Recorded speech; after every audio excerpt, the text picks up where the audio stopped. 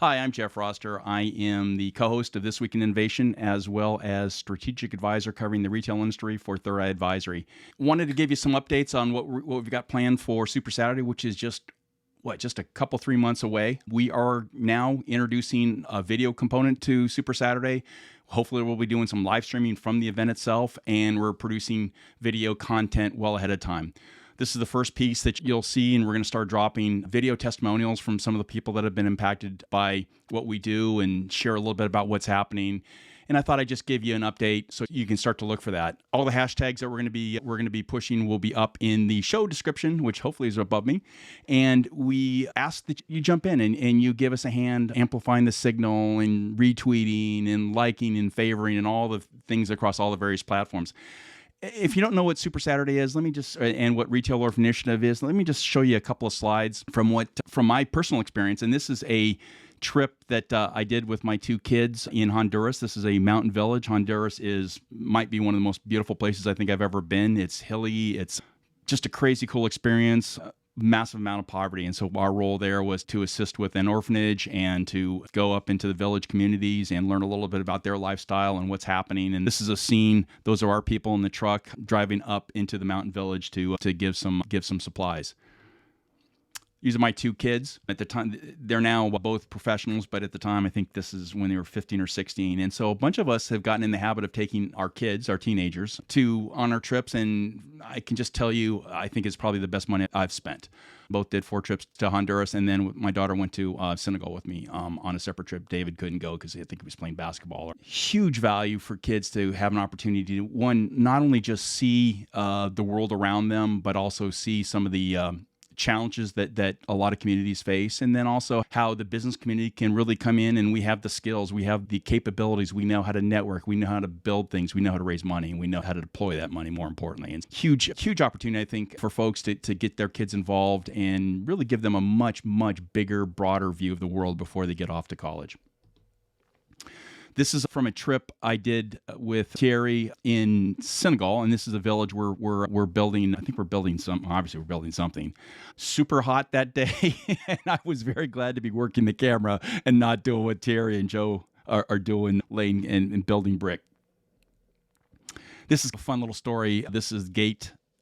Jean Miller-Lowe, that happens to be my mother-in-law. She had passed about a year before this trip and asked to be cremated. And then a lot of people really weren't sure how to memorialize her. Turns her life was she was a teacher and she was also an equestrian.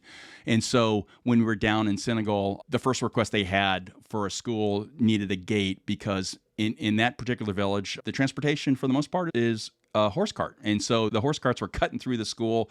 And the first request they had was, hey, gosh, if we could get a gate. And I thought, you know what? Texted my wife, said, hey, how about we just take this one on ourselves? And I think Gene would really appreciate that, the gate. Not typically supposed to do that. You're not supposed to just dip into your savings account and buy things on trips. But in this case, it just worked out really well. And so that's my daughter.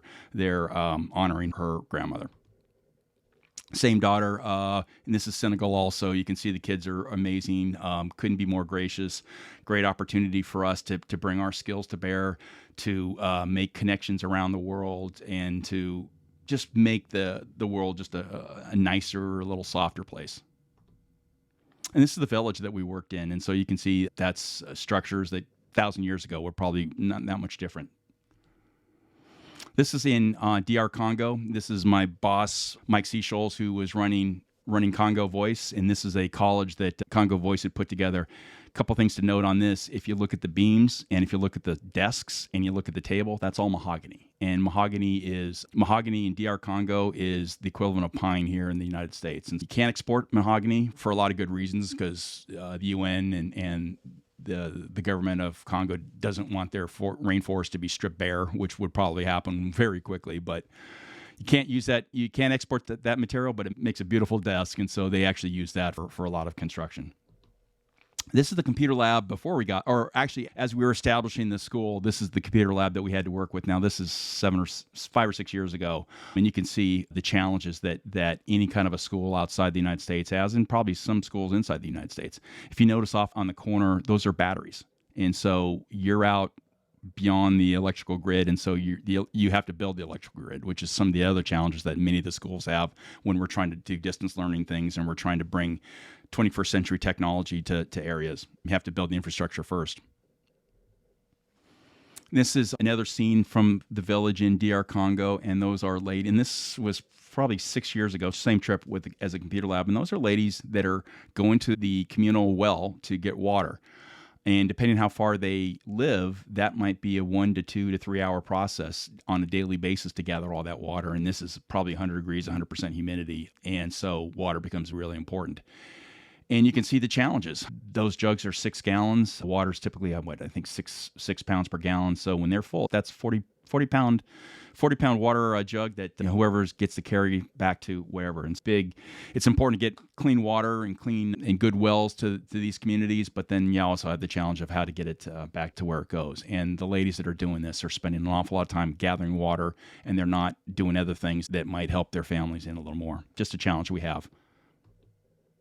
So the request is, help us amplify our signal here. We're going to be producing a lot of content. We're going to be doing interviews from people that are on some of the trips, and we would just ask you to like and subscribe, follow our YouTube page. It's Retail Orphan Initiative, or Retail ROI. It'll be up in the show notes. We have a LinkedIn page. A lot of us are posting ROI content on our various social media platforms. If you see it, give it a boost, give it a shove. And so even if you can't come to Super Saturday, you can help us work on projects literally all around the world. So this is Jeff Roster signing off. Look forward to seeing you at Super Saturday.